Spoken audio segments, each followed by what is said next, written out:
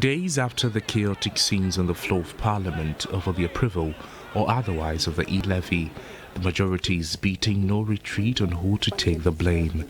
The leadership of the majority plus the leadership of the minority, all of us, including the speakership, and the speaker in particular, must come together to find a resolution of this. And moving forward, perhaps what we did, the orientation that we provided, I guess we may have to do a second and a third one, because it appears we scratched the surface of the problem. But we need all men and women of goodwill to help assist us to bring the curtain down on this embarrassment. The majority leader, Osei Mensah-Bonsu, expressed his disappointment, alleging that the speaker is obstructing government business.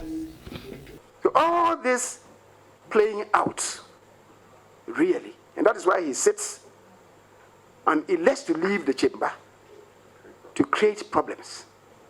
He says that he has information that the total revenue of this country was going to be 89 billion, and that the finance minister should give him 2% of it. And that works to 1.72 billion.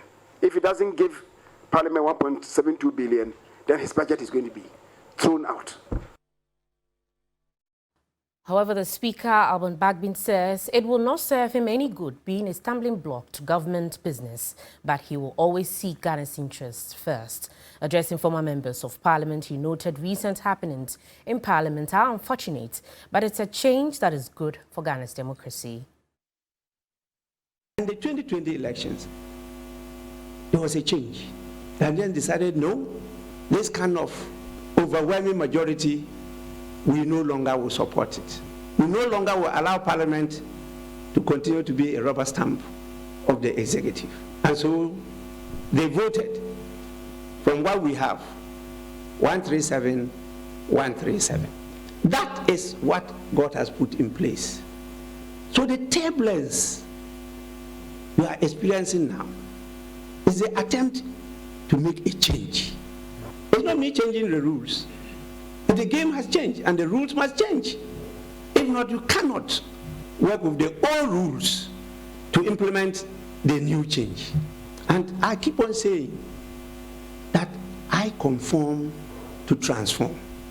And so what I'm doing is to do all I can to support government to implement its agenda, but not at the expense of the values and principles of democracy, not at the expense of the interests of the good people of Ghana. That I will not tolerate. It's not a government where you will just come and say, this is what I want, and it must be done. I said, no, my interest is not covered. Please, can you put in my interest as a party, as a society, as a region? You say, oh, let me consider. Then another meeting you come and say, no, I'm not going to.